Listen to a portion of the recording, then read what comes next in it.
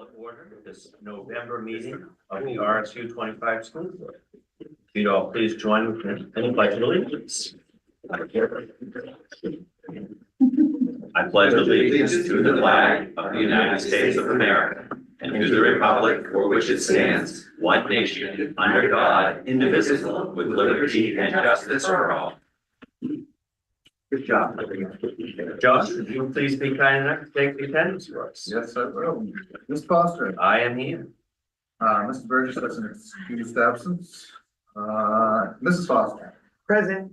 Mr. Frazier. Here. Mr. Nealon is gonna be here any minute now. He told me so.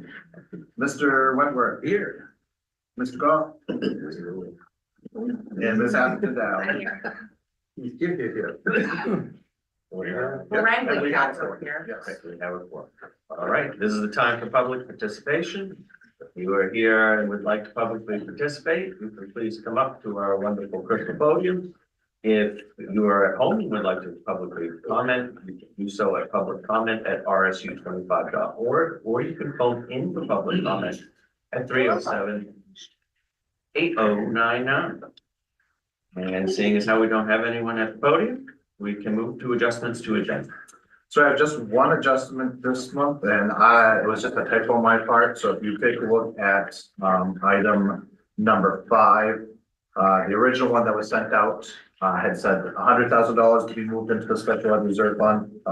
That was supposed to be $50,000, that's what was voted on through the referendum, so I made that adjustment. I think your agenda should reflect that. Good catch. I would look for approval of the October 15th meeting minutes. I move that we accept the minutes of October 15, 2024. Second. We have a motion and a second. All those in favor? Is unanimous. Next, we have communications and correspondence. So I had two actually come in yesterday and today. So the first one that I have communication is I attended the Ellsworth Town Council meeting last night. So if you remember, we had to bring our CT bond proposal to them to have them approved before we could actually go through the bond bank. And that was for the well abatement system in the welding shop, which was a $135,000 project that was completely paid for, reimbursed by the DOE.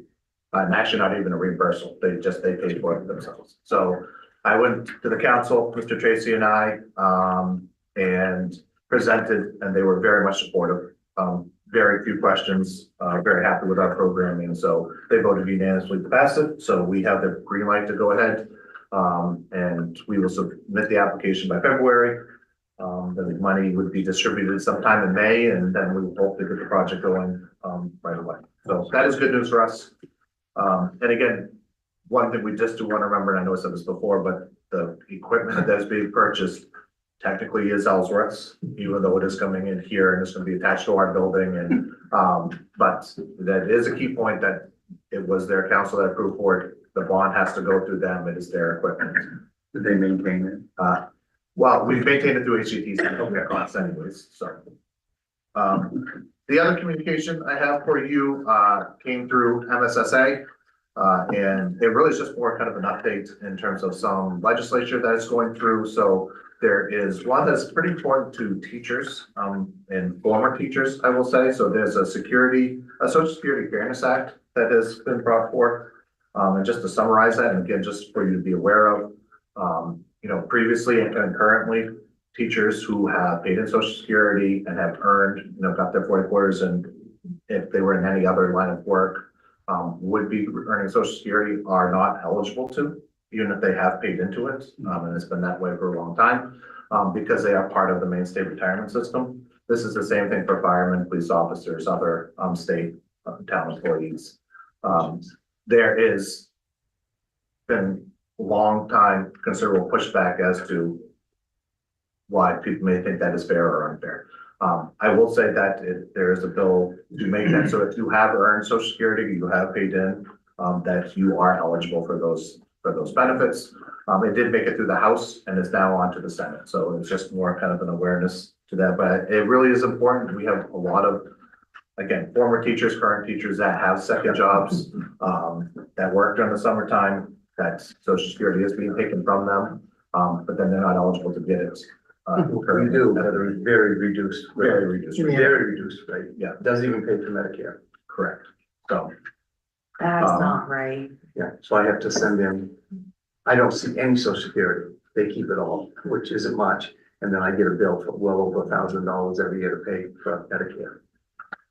Well, still a good deal though. Yeah, it is. It's still a good deal. I'm not complaining of that. It's still a good deal. But it would be nice to get a little bit more. absolutely. Always. And that's all I have for communication. All right. This is the superintendent's report. We had a very, lively, election. We had, oh, I didn't know you were superintendent now. once again, the glasses. Self-appointed. I have to learn to use the glasses. I'm sorry. It's all good. We always fall back on that glasses. Um, I bet there are days he would give you the job. so you have my report, just kind of went through some of the items. I will just say, take it through, and again, today you'll see that we, are adjusting how we do administrative reports. So we are going to identify every month 2 to 3 administrators to come up and speak and just give them a little bit more time to be able to present something.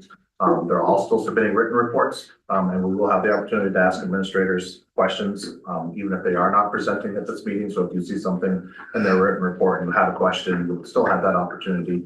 But we felt like this would give us an opportunity to, rather than go through every single person, just kind of reiterate what was already inside the written reports, just give, 2 or 3 people, the opportunity to be a little more expansive on their reports.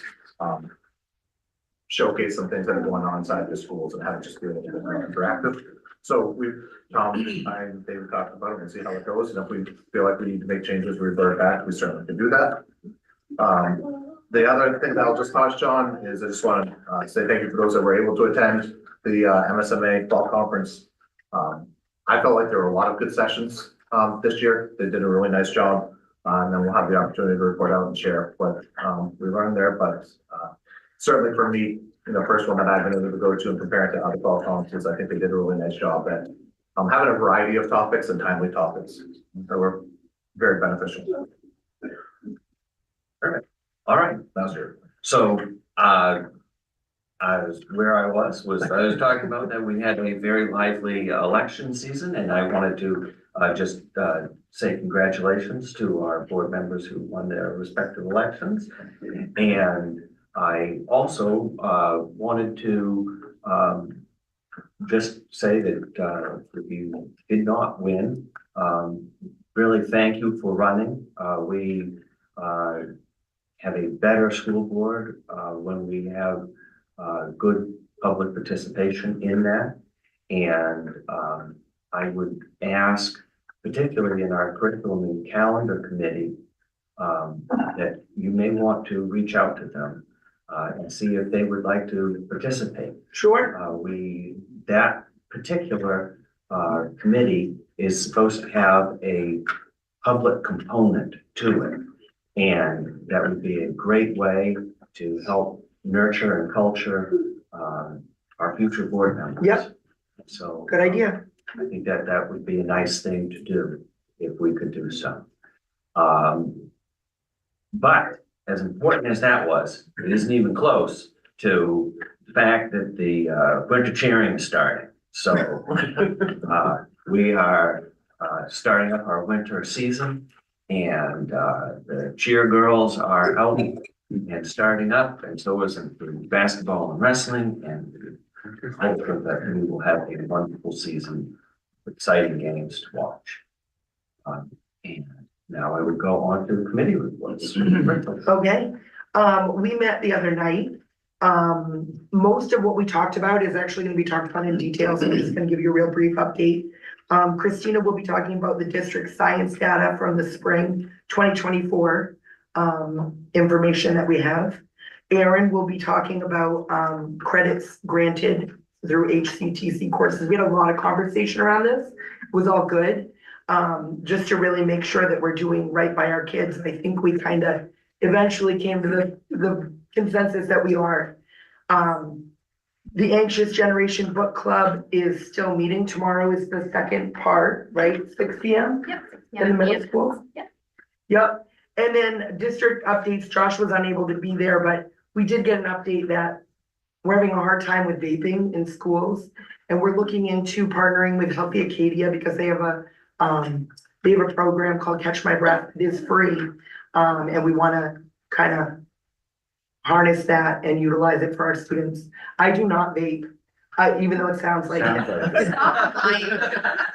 I don't smoke, I don't vape, I just talk a lot. And I got a little virus a couple weeks ago and it lost my voice.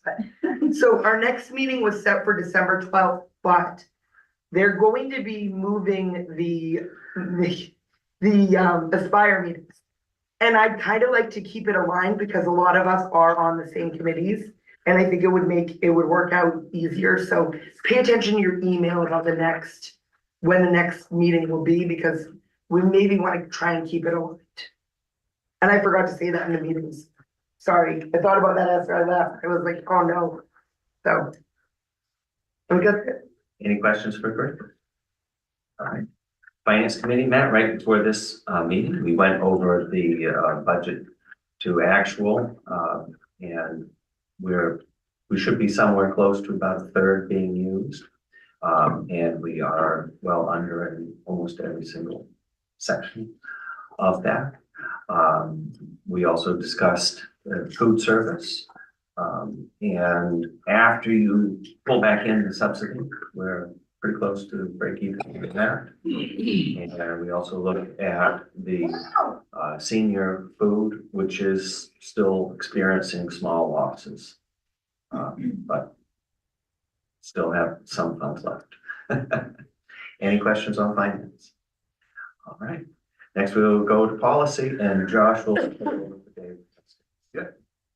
So we had two new policies, coming forward that, were in your packets and, that you have paper copies of tonight. One of them is a renaming, of the policy, what used to be IHBAL, and it now has gone to a different, codes. We're just trying to align with the states, and we had to update the ADA and 504 coordinator. That person hasn't been with us for some time, so we had to put Tara Woods' name in, who is our ADA 504 coordinator, so she's actually in the policy. And then the second one is basically the FERPA policy that we've had in our handbooks, but it actually should be under JRA to align again with state law. We had an old policy on there about, there's a form we don't even use anymore about allowing students work to be put on websites. So it was really just a policy that was in the wrong spot. We don't use it anyway, so that has been eliminated and we have a new policy to take its place. The other 9 policies that you do not have in your physical packet, but were on the electronic one, the board drive, are all policies that have been reviewed by the policy committee, but there were no changes. So again, as you remember, we're trying to go through these, and these are ones that were adopted like in 2009. Just to update. And they're just updating and we're going to put reviews on. Facilities? All right, facilities, we met Thursday, the 14th. Anthony updated us on the middle school siding job, which is now complete. He gave us an update on the grounds. Basically, one project that he talked about was the baseball field, how it was worked on and trimmed and smoothed out for safety reasons. There was a lot of discussion during that about how people come here and they see our facilities and they're very impressed with this campus, our and everything. We should be very proud of that. We also discussed the target needs assessment. We went through the 5 to 10 year plan for prioritization of the facilities needs. We discussed and updated the capital improvement plan and walked through that. We had a lot of lists of building needs, such as the roofs that are going to come in the near future, I guess. And as a cost saving suggestion, one of the members, non-board members, brought up a good idea that we talked about, is about having a possible outside group come in and go through all our facilities and give us a different set of eyes that we and Anthony don't see pertaining to upcoming potential problems that could be nipped in the bud real quick and fixed. We talked about that. And I guess that's it. I actually had a pretty good conversation at the conference with the guys from Colliers about doing about exactly that. Oh, really? Yeah. Yeah. The idea behind that too was not only to have that, extra set of eyes out there, but also to help us strategically decide on what we should prioritize based on, experts' opinions on what needs to be replaced, where we're gonna get our most cost savings. We did a similar thing, a number of years ago, and that's, a lot of the efficiency things like, the LED lights, the windows, like, they can identify areas where you'll get the return on your investment much sooner and different ideas that we can prioritize. So we're gonna look into see how much that would cost. To have an outside company come in, something that we could budget for next year. Again, we have we have that capital improvement plan, but it would have someone else that would kind of help us get things in order, and we'll start using that See money. things that we don't see. And like we talked about, BIMS has been here for quite a while, and I'm sure they'd be a really, They know our Good facilities help. pretty well, inside and out right now. they would be, I would go with them, but whatever. Many of the things they've already seen. Right, exactly. And I also, part of my presentation, well, when we went to Augusta, I went to a workshop on, facilities. And there was a gentleman over there who knew Anthony really well, and, he said he's a good man, and he gives Anthony a lot of advice weekly. And, he put on a good presentation too. That's it. HCPs. Well, we met last week, and two of the major things we talked about was the academic crosswalk, which we discussed and we took a vote and we passed it. And what that actually is, every course over there, there are different academic standards that are taught in these courses. And by taking these courses, they can get credits back here at their sending schools. A good example would be the carpentry program, for example. There's a lot of math used in carpentry. Carpenters use what they call a 3-4-5 triangle to square something. Mathematicians call it the Pythagorean theorem. And they can get, if you're in the carpentry for 2 years, you actually get a geometry credit back at your sending school. So there's a whole list of skills for every program there, and we voted and passed it. And the second thing that we talked about that was important was Bill has been in communications with Hudson University Business Program. And the students that are in the 2-year business leadership and hospitality program can earn up to 1 or 2 years at Hudson University from being in that program. That's a huge savings financially for the students. Other things we talked about, we just kind of report, but not to you people. All right. Any questions for Scott? All right. We have no old business. The new business, we have personnel. We have resignation. Brenda Kahn, special ed tech. Yes, Brenda's been a long time at Tech, with RSU 25 and has done a nice job. Just personal reasons, needed to retire and felt it was the best to do it before the end of the school year, and we wanted to honor that. But we want to thank her for all of her years of dedication and service to. How long was she here? I don't know the answer to her, but it's been I was in school. Yeah. 27. Thank you. Wow. So, Not me, no. A long time ago. She's my age. Next, we have nomination. Oh, we have to accept the resignation. Oh, I suppose we'll let her go. Well, maybe. I would look for a nomination. Well, I move that we accept Brenda Connor's retirement with respect. Thank you. We have a second. All those in favor? That is unanimous. Thank you. Next, we have nominations. all right, so we have one, hire for a special ed tech in Trinity McNally. Gonna come in as ed tech 1, and she is going to be going to second. And then we have a co-curricular. We have Johanna Stiles, who ran indoor and outdoor track for us for a number of years. Has lots of state championships to show for it, and is going to be joining us as an assistant indoor track coach. Richard Keller, and I believe Rich is here. Is our nomination for VHF varsity softball coach. Remember, Rich has previously been our JV softball coach, and then mid-season stepped up to help coach both teams and stepping in as the varsity coach. And obviously they had a very successful season, winning a North Main championship and advancing to a very close loss in the state championship game. And then we have Megan Simpson for BMS B-team basketball coach. Megan is now the phys ed teacher up at the middle school, so it'll be a nice transition there. And then we have a number of volunteers for our winter programs. All right. We all good with accepting these as a block? So moved. All right. So seconded. We have. So voted. It works. You can't jump. Yeah. All right. All in favor, being silly. Here we go. Thank you very much. Welcome, Rich. Thank you. More than that. What's the, say anything? I was watching at home, so I might as well watch. There you go. It was a lot more fun. It's more fun live. Next, we have first reading for policies. As Josh said, there's two that are here. One does have some changes, and those are highlighted in yellow. We can talk to those. I would look for a motion to move those policies forward for a second reading. Unless if somebody has, I move that we advance the proposed policies for a second reading. I second. we have a motion and a second. All those in favor? Is unanimous. Thank you again. We have no second readings of policies. And now we will have our school board members report out on the fall conference. You can take any action and we just accept. No, so the ones for review, we take the action for the same ones that we do the first readings. And again, since there are no changes, all we do on those policies, the adopted date stays there, but we just put a review date below it. So that just shows that eyes have been put on and we'll go through it. So it doesn't have to go through a second reading. We can just capture them. Good.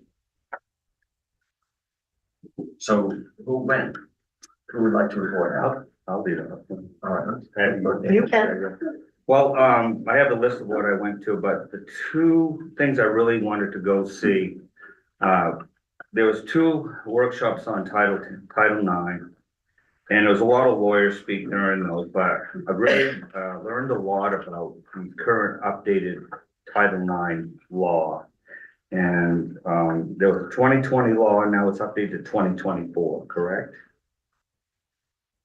Say that again. There was a 2020 was updated to the 2024, and there was some tweaking because of transgender, I think, in that The issue. main human rights act. Right.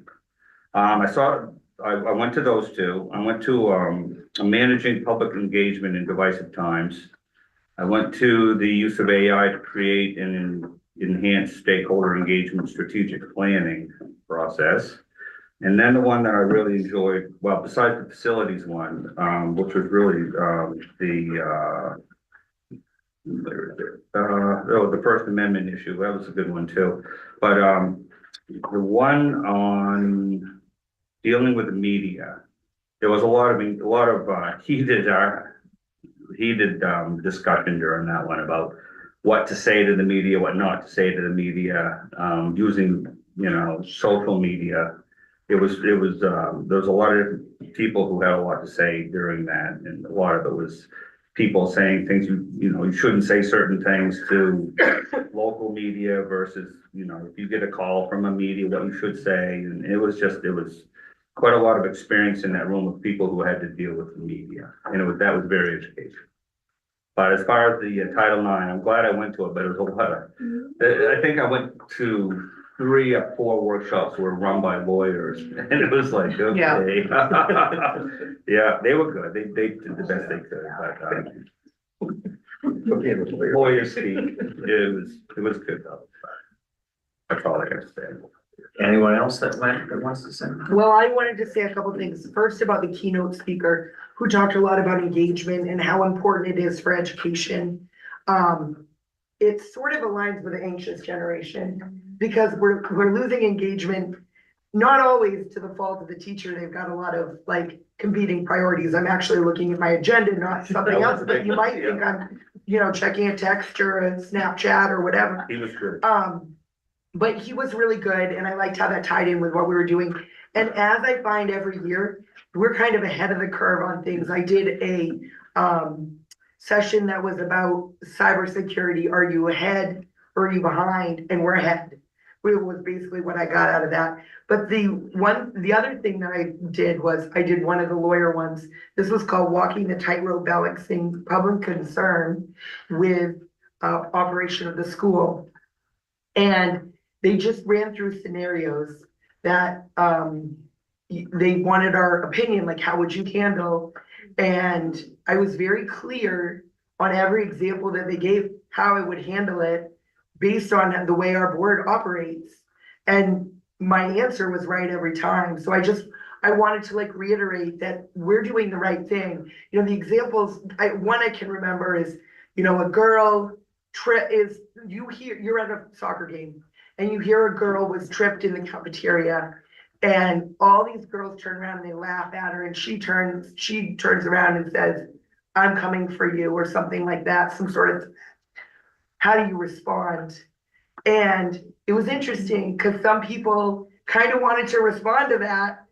And I just said, you know, I would make my board chair aware and I would make my superintendent aware and then proceed from there. And they were like, that's really like what you did.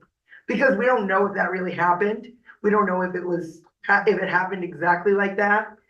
It's not our job to investigate or start a fight at a soccer match, trying to defend someone, or, you know, so to keep your emotions out of it and really just follow the policies that we have in place. And that was really good, because I just think that we reinforce that again and again here, and we're doing it the right way. See, yeah, you agree? Any other comments that want to be made? Yep. So I went to a lot of really interesting sessions at the conference. And we actually talked a lot, in one in particular, Bill Trick, on LD 436, talking about the educational crosswalk and making sure that students' efforts in vocational learning are being reflected for how they apply to the core standards for graduation from high school in Maine. So there was a lot of really great takeaways on that, as far as how schools could look at the programming that they're offering. Vocational centers and satellite programs can look at the program that they're offering and really kind of connect that back to the core programming that underpins it, because so many of these vocational programs have their basis in those core requirements.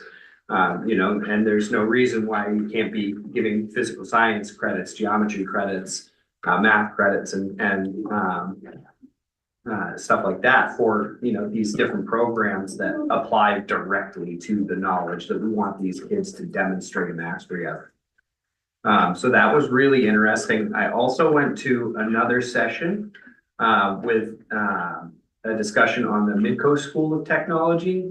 It's a technical center a little bit south of us, and they've been doing really great development to target their programming to the needs of the communities that surround them, that they serve.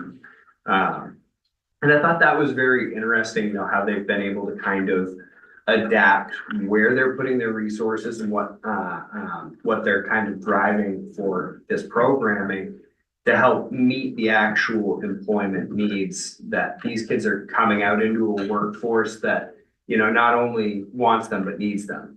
And it's gonna definitely be a very important conversation moving forward to, you know, make sure that we are supporting kids who, you know, maybe aren't sure if they want to get into the trades, but they're, you know, a fantastic fit for it. It's a fantastic opportunity for them. And so I think that there's a lot of good work to be done there.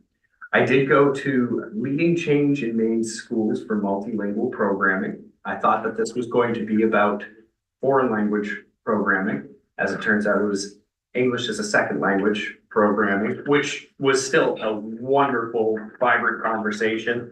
And I learned a lot of very cool things that may come in handy for us to know in the near future, as most communities should be expecting a 10 to 15% increase in ESL students over the next 3 to 5 years. So there is going to be a lot more demand for that. Currently in the state of Maine, the highest demand is for native Portuguese speakers. There have been a lot of people of Brazilian origin moving to the state of Maine, which Portuguese is not necessarily the first language you're gonna think of. When you think of people moving to the state of Maine, you're gonna think French, you're gonna think Spanish. The Portuguese is in high demand. Now, I know we don't have many ESL students, but projecting any kind of an increase anywhere near 10 to 15%, that is something to plan for and watch for. That's all I have. Any other comments? I mean, I went to a couple, I'm not gonna do a whole presentation like these guys, this stuff's not my bag, but, I did go to, on Friday, I went to 2 different collective bargaining ones. And the first one specifically was basically the basics. And where Keith and I are gonna be going to do that whole thing for the collective bargaining, words hard. Yeah, we're gonna be doing that, so basically they gave us a lot of the who, what, where, when, and why. Like the process, the bottom line, key components, which, you know, we wanna make sure that our schools are ready and willing and able to help our teachers where we can. You are distracting. But yeah, I went to both of those. Josh and I sat in on the second one, and there was a lot of information there, but unfortunately, he has all the notes, so I'm just gonna let him explain that one. So, but yeah, no, I did have the first one that was pretty good. So it's a lot going to those, so you get a lot of information. You want to It's a do lot of information. You want to do prize? Yeah. Yeah, I did. The big one. I know, I just wanna. I just wanted to make sure that you knew that cooler is really nice. I want a $50 Amex. And I mean, Abby benefited. She got some chocolate covered graham crackers. Because she's because gluten free, so I Right, got so- something. I did eat all of those marshmallows, chocolate covered ones, like within 3 days. It was, My kids like the chocolate covered graham crackers. I'm really glad. I had it with one. Okay. Real I will, I know it's a lot to get away for those 2 days, but I do think, just having representation there and then being able to bring back and to share, I mean, I think getting perspectives of what other people are seeing as much as anything, I mean, we get a ton from that information. Oh, and unofficially, we were a pretty good trivia team. We are gonna take care of you. That wasn't at the meeting, that was at dinner. We did But pretty well. Thank you it's a commitment, so I do appreciate. That's the third one I've been to. Every year it seems to get better. Yeah, They do. I think they just have the right topics for us Yeah, every it's- year. I think we just luck out on topics. They make it hard to find timely topics. And again, I know what Daniel's saying, there's a lot of lawyers, Stronger Wilson puts on a lot of those presentations. And the good thing about bringing them in is they know what issues schools are facing right now that they're litigating, that they're helping, you know, schools, teachers, administrators work. well, and the other thing is that the MSMA does a really good job of putting like 6 things that you can choose from. Right. So there may be 5 that really aren't applicable to you, But but then it's like- there's one. But that then you're there's like I really 2 like at that one time, you're like, which one do I go to? Exactly. And if that That's- happens, sometimes you can just find somebody who's going to that and, you know, get their take on it after. Right, I do know that the one that Bill Tracy put on, he did say that if we wanted to have a presentation here, he'd be happy to do that for us. Thank you. Next, we've got consideration and possible action to transfer money from fiscal year 23 unallocated reserve into the established reserve account up to the amount authorized by the voters at the district budget meeting and supported by the validation referendum. The voter approved amounts were capital reserve, 300,000, special education reserve, 50,000, fuel reserve, 50,000, curriculum reserve, 10,000. And I would just like to remind you, these are ones that we have already brought to the voters, they have already approved these, and we do finally have a fiscal year 23 audit done, we do have money. So This is just the time to make the action. just when we finally make the action here. So I would look for a motion to support the amounts listed here. So moved. And a second. I'll second that. And a second. All those in favor? That is unanimous. Thank you. Thank you. And thank you, Katie, again, I know we talked about this in the finance meeting, but audits are painful at times when they're dragged out, especially this one, as long as it was because of the transfer. So there was a lot of emails and phone calls and more emails and then talking me through it because I don't understand all the ins and outs, having to be my first time through it too. So thanks, Katie, for your work on that. So it's Jim's fault that it was so bad? Yes. No, it wasn't I bad. just wanna make sure that's mentioned at the meeting, so we don't want to off the. Yeah. It was a software. Oh, It was a software. No, and we talked, I know you guys talked with Greg a few months back, but if you remember, there was no major findings. We had two very, very minor findings. So the fact that it took so long was not because the audit was messy. I mean, the audit came back very clean, but just the starting numbers when we transferred everything just made it so painstaking to get it to where we needed it to be. And then it was about what, 10 other schools that were in the same boat that we were. So who we were using to do it was backed up in it. So the time that it took was not a reflection of what the end product was. So now this is our time for our administrator reports. And we're, like Josh has said, we're gonna just have a few so we can really highlight something special at that particular school. And this month's this is the darn. Just make sure I just have the right. I'm really happy about this change, by the way. Yeah. I like it. I promise this will be a little entertaining. I love entertainment. So we've had a lot packed in the last couple months. We've had our coaches went to the PBIS training. I'm gonna try to multitask here. The coaches went to the PBIS training and walked away with a lot of information. They're very motivated to work on attendance this year and how we can connect with our community and our families to help improve that. Into my mouse. We've had a lot of integrated learning around the elections. Really nice to see. Our veterans. We invited our veterans into our building, which you'll see on presentation. I don't know if you noticed in the newsletter, we had, I've been doing the video newsletter each month. The second one came out. I highlighted that for you to watch. Try to make that student centered. Now that we have a student council, they'll help me plan for that video newsletter as well. Where's the best place for kids stand?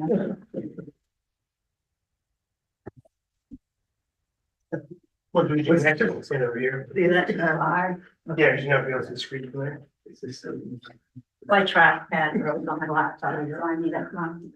Hey, Scott. I would be able to close to it. So I did have, I gotta log in. There's no beginning to So the presentation is a highlight of some of the big events, the veterans lunch, the concert, which was the fourth grade concert.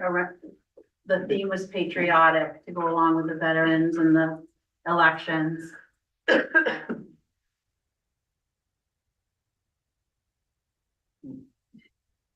No, Technical difficulties. it worked at school.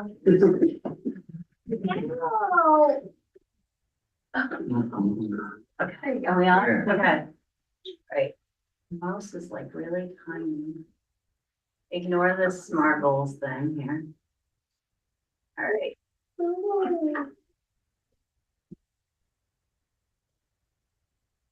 Green dot. And the sound is ready. Should be, yeah.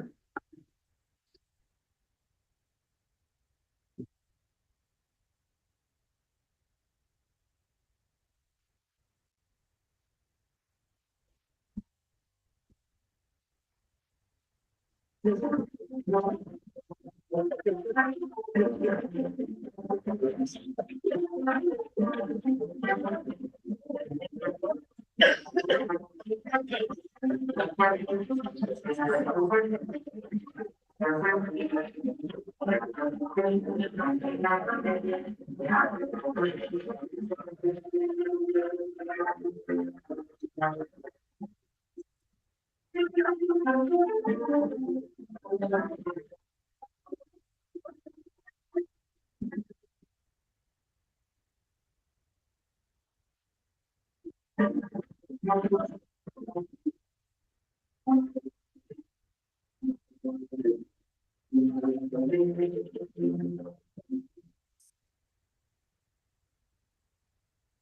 name is Emma. I am running for student council. I have some ideas to change our school and our playground. First, let's focus on our playground. I would like to have new soccer nets since they are ripped up. I would like to have lines on our soccer fields so that students are not arguing with each other or teachers on whether the soccer ball is in or out of the. Hi, my name is Emma Boyer and I would like to be in student council. The first reason why is because I am a good mentor friend, student, hard worker, and good helper. Some examples of things I have done to become those things are by mentoring one students from this Howard class, such as my little brother Hunter. Becoming a good friend doesn't take hard work. All it takes is helping someone when they fall down or need help spelling the word and helping them through rough times. Whoa! I think acting is things not just for the school, but for the community too. And as a fourth grade here, people in the lower grades look up to us. So if I'm in student council, students will see what good things we can do for our school. I want to make everyone feel included.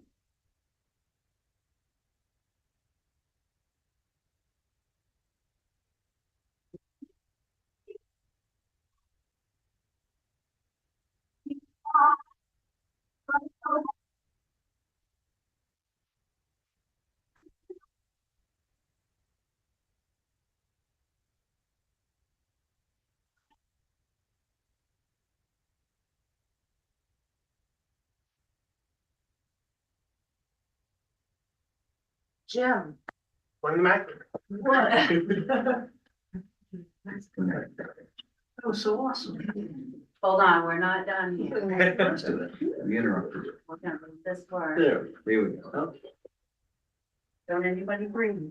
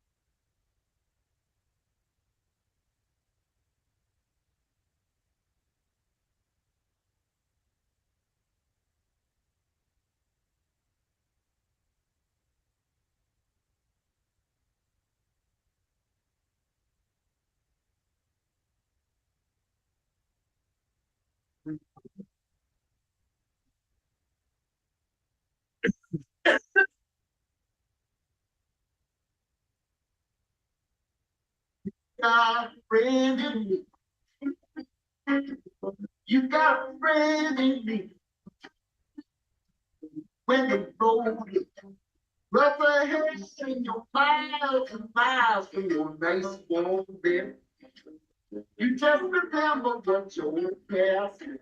Boy, you got a friend. Yeah, you got a friend in me.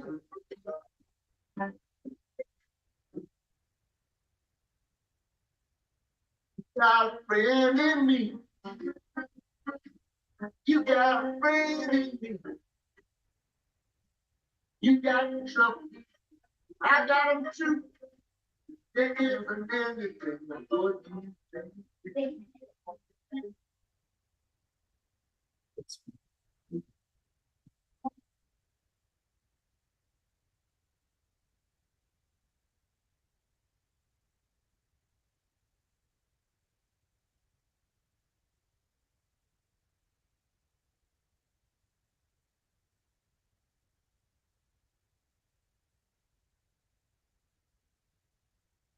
Are there any questions?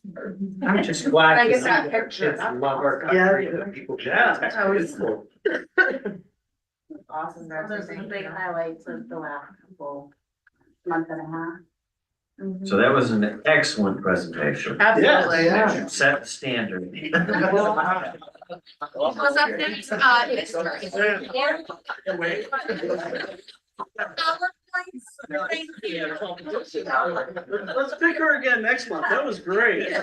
We're gonna need PowerPoints every, what, 3 months? Back to reality. Yeah. Yeah. Next up, we have Aaron. Wait till Aaron starts talking technical centers, you guys. Oh, yeah. Still have music and dancing. This backup dancing is what I think. I feel like I've been set up here. There's George at his time all day.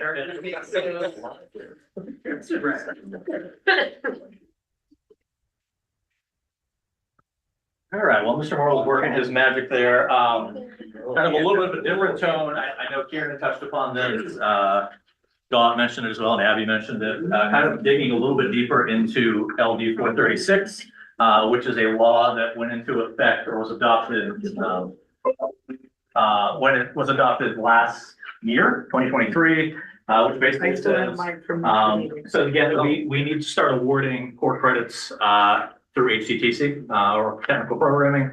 So starting next June 30th, 2025, we need to have a plan in place to do just that, right? So the law,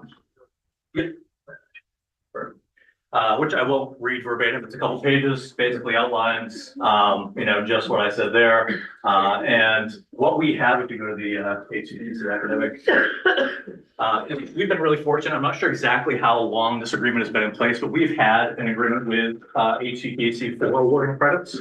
I don't know if you know how long that's. 8 years. 8 years, yeah. So we were very much so ahead of the curve in kind of awarding these credits, and we have a plan that is in place. But really, what this law does is updates that plan and takes this idea and puts it into law. And as you can see, when you look at the comparison between year one and year two, there's a lot more credits that can be earned, core credits that can be earned.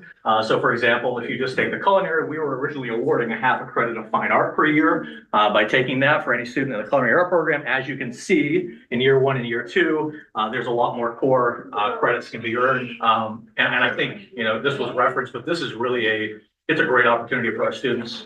There's no question about that. I think one of the things we always talk about is doing what's best for kids, and there's no question. I mean, this, in my mind, is a no-brainer for our students. It's a great opportunity for our kids. It opens up a lot of pathways. It opens up a lot of conversations about, post-secondary planning and really, starting to think about that even earlier, maybe as early as freshman year, and being intentional about all of those things. So it's really exciting in that sense that, there's a lot more opportunities for our kids who are going to HCTC to get credits for the work they're doing over and the fine work they're doing. So as you can see, year one, there's a communications credit or ELA credit they can earn. And in year two, there's another one of those. There's also a technical math that can be earned, a half a credit in year one and a half a credit in year two. And again, I won't go through all of these, but you can certainly take a look at all the credits that can be earned. Anything that is in bold is a new credit that HCTC went through and aligned standards. If we go over to the next tab over. This is like an 85-page document. And if we scroll down, it was kind of the summary is there. So that's where we kind of look at the summary. But if you just kind of keep scrolling down there, there's, these are the standards, kind of proves, hey, this is where they're doing the work and how they're getting the credit and that sort of stuff. So again, a really great opportunity for our students, really great opportunity for our staff, as well to have conversations about pathways, with students and our school counselors as well. And so career exploration, all of that stuff. So it's, again, really exciting to have that opportunity. So I just want to spend a few minutes kind of giving you a chance to take a peek at this document, certainly, and give the opportunity to ask any other questions you may have from our report. I guess on the kids who are currently going there and they receive some credits that we've determined before. There's no case where we were expected to be giving a credit next year that doesn't exist anymore, right? No. Okay, so there's no, where we're gonna set up somebody with a scheduling nightmare. Right. Yep. Perfect. Yeah, and this is gonna pose a really nice opportunity for some of our, we have Mrs. Hall, and myself have gone around to all of our staff and they're fully on board and they're really excited about it. And we're looking at ways we can support, this, because there's gonna be opportunities that will arise for us to potentially look at all other elective offerings as well. So maybe offering a technical English class to some of our students that may decide, for example, if they go to HCTC year one, but maybe don't do a second year of HCTC for whatever reason, how can we support that student? What electives can we offer to kind of, work together in collaboration with those? So again, our staff is really excited about the opportunity this presents as well and are looking forward to that. So, yeah. Scott, you had a question? Well, I'm sorry. I was gonna say, he kind of touched upon it just then. Every year we have some students go to HCTC and they drop out in year two. Yeah. Because they said, well, we need more credits back at our high school. Right. I think this could really help them so that they don't have to drop out. It's gonna help them with scheduling, it's gonna help them with workload, With everything, yeah. with a lot of things. I'm back to somebody that remember worked on this for a couple of years down there. I think it's important to know, anytime you make big changes like this, there's always fears of ramifications or unforeseen consequences that could come forward. When we first, I believe it was my first year as high school principal, when we first did the crosswalk with, HGTC, it was a big worry. At that time, there wasn't as many core credits. In any place there was a core credit, for the most part, it was a half a credit for the first year and a half a credit for the second year. And the worry was, they're not gonna take senior English, they're not gonna take a senior math class. They're just gonna opt out of this and we're gonna have, what are we gonna do? We didn't see that across the board. I mean, it helped out in some cases and, quite often we have students that want to take some really neat electives, like they want to be in band and chorus, but if they go to HCTC, that's 4 periods of the day. So half the day gone, they have to come back, take an English, math, social studies, science. They don't have an opportunity to take a music course that they might really be interested in.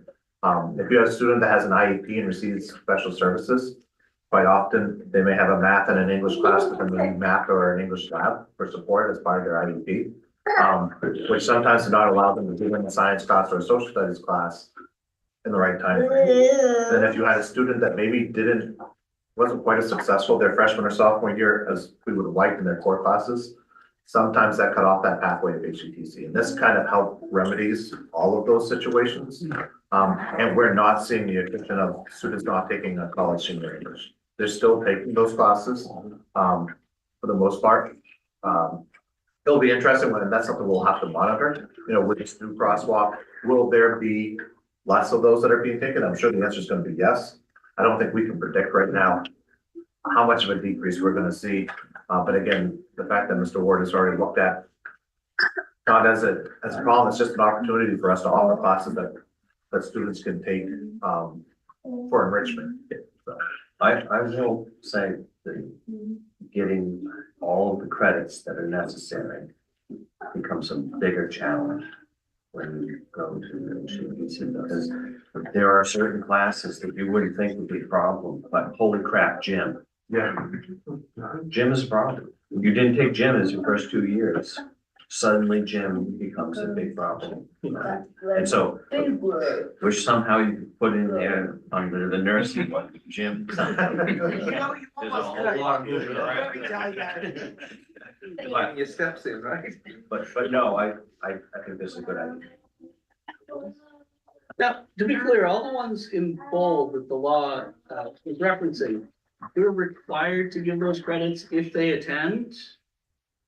Or is it optional that, Yeah, so- what's the distinction there? Yeah, so by this agreement, we're saying we're going to give those credits by attendance. So. That's a huge jump compared to what we were already doing. The big change in the law. So first off, there was no requirement. It was, HCTC was in Hancock County, we were very progressive and saying, we know this is coming. We see that there's some barriers for our students, so we wanted to address it. The law, the reason you see so many bold there is because the law is saying it's not just good enough to have credits, it has to be core credits.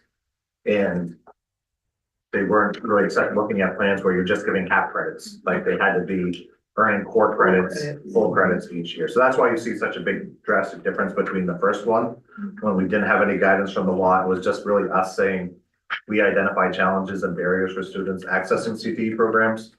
That was our kind of local initiative. And then you see the big jump is the state coming in saying, everybody's gonna do this. Because everybody else, I shouldn't say everybody, but most CTE centers right now, this is the first time they've created this document. Whereas we are just adding to an already established system. They are starting from the ground. So I don't know if that answers your question. No, that's good. And I guess the other concern that was brought up in talks about this was, how does their crosswalk align with our educational standards? Because they'll be receiving most of their credits now from HTCC instead of through us. Like, is there a good connection between their standards and our standards, or are they way off? Or- Yeah, I mean, they're using the same They're using the standards, same so standards. it's, yes, exactly the same. So they're using our standards basically? Yeah. Oh, okay. Because we all have to use the main learning results. And so in order for these to be core graduation credit, they also have to show that they're meeting the same main learning results. Another great thing that this does is it gets the schools and technical centers around the state on the same page, so that these credits are transferable when students are moving. And they're actually going to get the credit for the work that they've done. The credit that they've received will go with them where they go.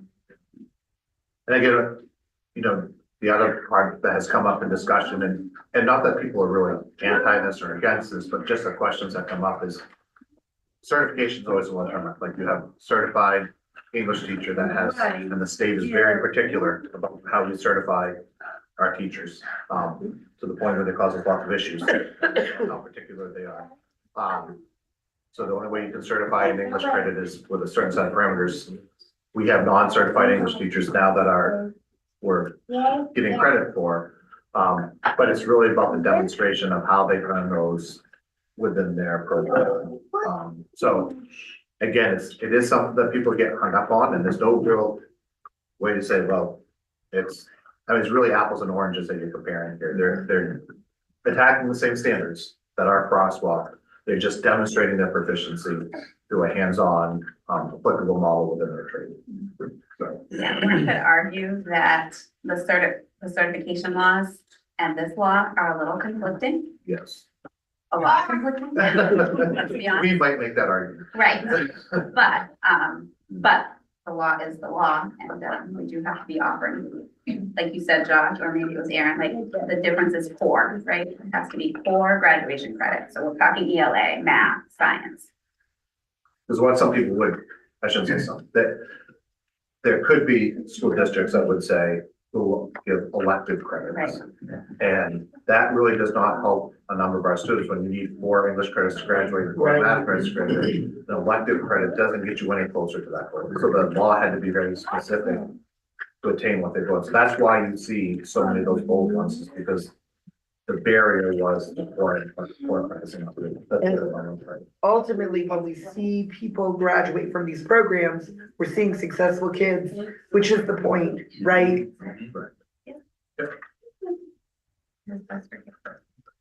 And we also remember that almost all of, including now business and hospitality, once we get this agreement with Hudson, they have dual enrollment with community colleges. So in some cases prior to this law, you had students that were earning English credits at the college level, at the community level, but not at the high school. So Which is ridiculous. this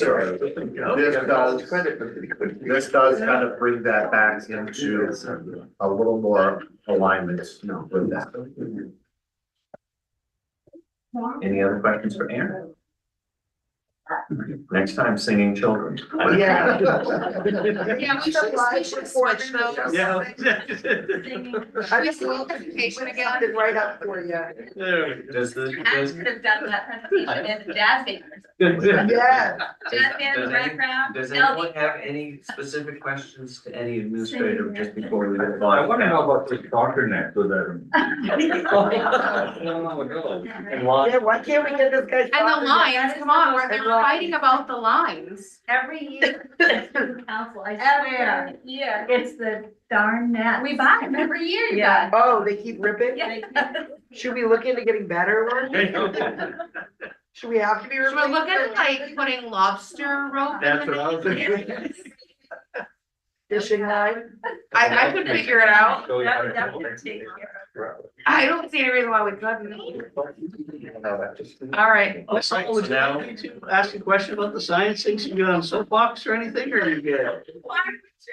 You like your soapboxes, I think I I'll figured she was one. gonna have her Yeah. time and then bring it up in the meeting that she selected. Okay, all right, Was my thought. January. okay. okay, Yeah, after Christmas week. Okay, What am I gonna do? Just I for can you, bring some Keith. kids though. yeah. I mind A science experiment, that'll be fun. Thanks. I'm totally lost. All right, So we'll move on to calendar and announcements. Before we go on to that, I do want to remind everyone that this is the time that we do our superintendent evaluation. And those should be coming to you electronically. Yes, I'll send the form via email tomorrow likely. About how he's doing? Yeah. I'll take that now. And then you'll have until like December sixth to get that information. You'll get it back within 10 minutes. how does that work? 'Cause, my first one would have been, we skipped Jim's because he was retiring. So do we actually have like an agenda item about it and discuss it, or? Do we go into executive session? Oh, okay, okay. About our expectation. So the December meeting, traditionally, we have not had the administrators come. And then because we do go into executive session, so, they'll do written reports, but they won't be here for the. And then we all prepare the evaluation. It's done by both the board members and the administrators. Oh, And, those all go, and they get tallied up. And so we get the results. oh, okay. And so we go over the results. Oh, okay. The only identification we really get on those, as we're going over the tallied results, is sometimes there might be a comment and it will say, this came from an administrator, or this came from the school. Won't say, Okay. okay. So right now, we just gotta focus on filling them out Yeah, and then we'll have to just get talk that. about that, okay? Yep. Use first language in your comments to not be identified. So, everybody understand how that's gonna work. Do your best to try to get a good evaluation for Josh. Check my email. Yes, correct. I'll actually have to check my. You have to. So next, we've got our actual calendar and announcements. We've got curriculum committee is going to meet on December 12th. Maybe. Okay. If you can move. We're those to waiting to Monday, hear what I can Aspire make them. says. Jen, didn't you get the December meetings open? Okay. We'll get an email out. on that. That's TBA, it's a tentative Okay, thing. so if you'll let people know. Yeah, yeah. Policy committee, December 10th, that's December 10th, 5:30. Finance committee, on December 17th, 5:30, right here. School board will be at 6 o'clock right afterwards. Facilities committee will be December 12th, 4 o'clock, central office, make work here. And the Aspire committee is meeting. Well, we're gonna coordinate with curriculum. We'll be coordinating with Brigham. Okay, any other announcements? Everyone have a happy Thanksgiving then? All right. And we can look for a motion to. I move it, adjourn. Second. Motion and a second. All in favor? Happy Thanksgiving.